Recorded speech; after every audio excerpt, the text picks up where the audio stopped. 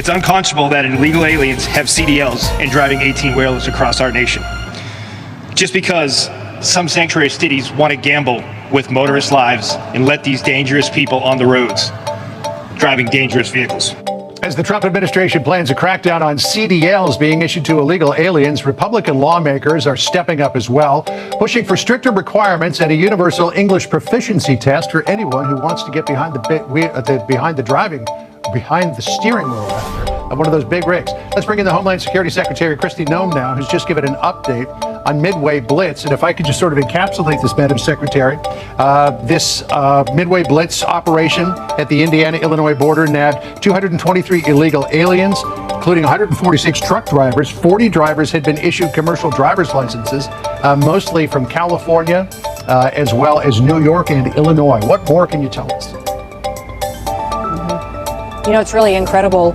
What has happened here is that we're really seeing and peeling back the onion on who is allowing these dangerous individuals to get on our roads and get behind 18-wheelers that turn into weapons when they don't know how to use them, they don't know how to operate them, and they can't speak our language or interpret our laws. So many of these sanctuary states are handing out driver's license. In fact, as a part of Midway Blitz, we saw over a dozen different states hand out driver's licenses that then allowed these individuals to go get commercial driver's licenses and go out and get onto our roadways. And we're stopping that. We're starting to vet individuals. We're starting to stop individuals. And when we do enforcement action on their driving records or on their trucks to make sure that they're legal, we're allowing our partnerships with these states, such as Indiana, which is where we're focused today, to do immigration enforcement as well, making sure that those individuals who shouldn't be in our country are brought to justice and they're removed from our country too.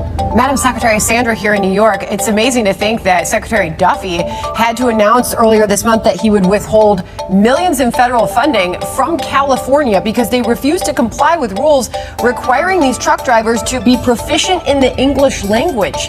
How have we gotten here?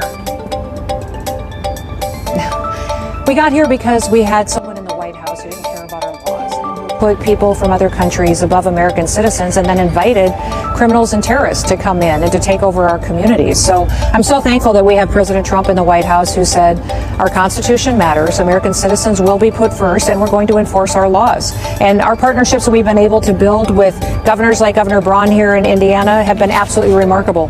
Just in this short operation, we've arrested over 223 individuals who are illegal aliens in this country. 46 of them were driving 18-wheelers that didn't have an understanding of how to operate them safely or how to make sure that they weren't going to harm any family that was traveling the roadway with them.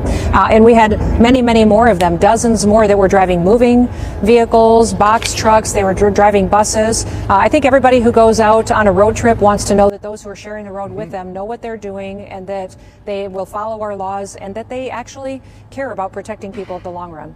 Madam Secretary, as you've been talking, we've been showing footage from that horrific accident that happened just recently in California, where that big rig truck driver who allegedly was under the influence of drugs just ran through 3 vehicles before slamming into the back of another big wheeler. Here's what Gavin Newsom has said about all of this. He said, quote, "Lost in the immigrant bashing is the fact that drivers holding California-issued CDL are involved in fatal crashes at a rate far lower than the national average. If the focus were on safety, California should be a poster child, not a scapegoat."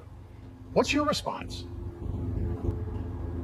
You know, he should be looking at this situation and saying, you know what, I'm going to do what I can to protect as many people as I can and save lives and change what I'm doing.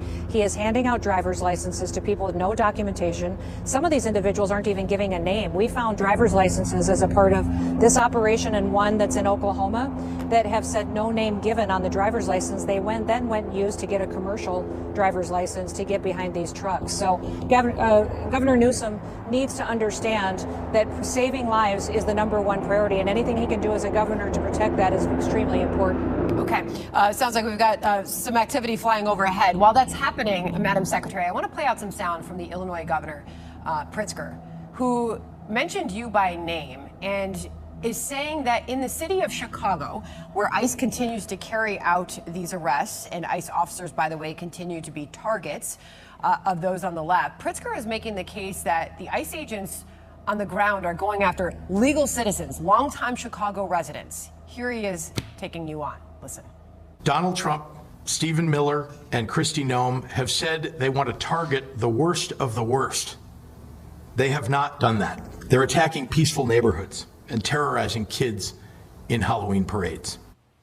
Madam Secretary, care to respond to the governor?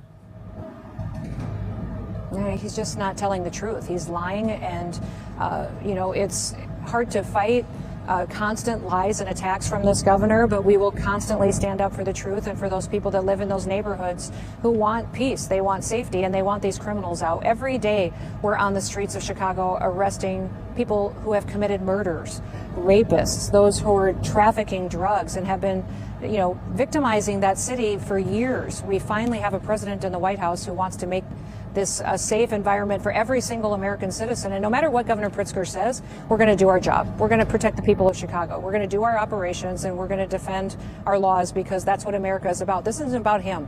It's not about me, and it's not about President Trump. President Trump gets up every single day and recognizes that the fight that he's having today is for our next generation of Americans. It's for our kids. It's for our grandkids. What we do today is going to have a ripple effect for them, and that's why we show up and make sure that we're enforcing our laws, because they matter. And if Governor Pritzker doesn't like them, he can go change them. He can go be an advocate and convince people that he's right. He doesn't do that. Instead, he goes on TV and attacks people, and that certainly is not going to get him the results that he's hoping for, which is more power in a bigger office someday. He's focused on himself.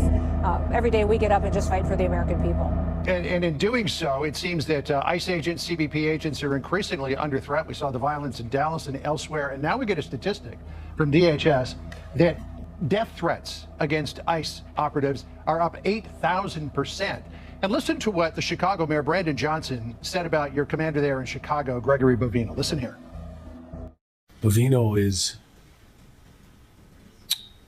a barbaric individual. He did call me that word barbaric, and that is what we're talking about with the heated rhetoric that causes violence against law enforcement officers. What about the legal, ethical, and moral duties that we conduct every day on the streets of Chicago to make his city safer? Is that barbaric? When you've got things like the Chicago mayor calling your commander there barbaric, when you've got J.B. Pritzker referring to ICE as, quote, Noem's thugs, are you surprised to see violence and death threats going up against these agents?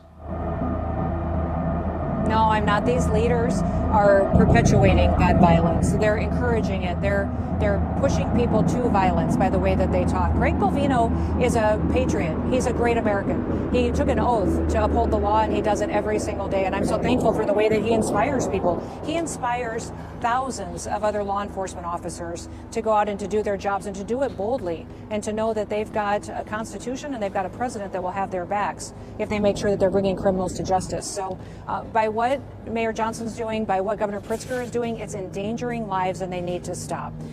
They need to stop because there's consequences to it. Their words have consequences, and we're seeing that. An 8,000% increase in death threats against law enforcement.